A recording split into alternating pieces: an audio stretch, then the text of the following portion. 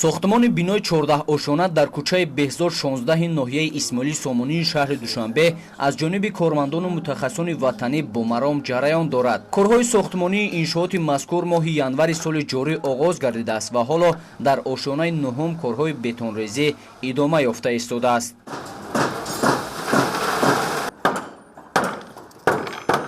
тибқи маълумот дар иншооти сохташаванда беш аз 30 нафар бо кор ва маоши хуб таъмин мебошанд. ошонаҳои 1 ва 2 бино барои марказҳои савдо ва хизматрасонӣ пешбинӣ гардида, таваққуфгоҳи воситаҳои нақлиёт дар пушти он ҷойгир мешавад.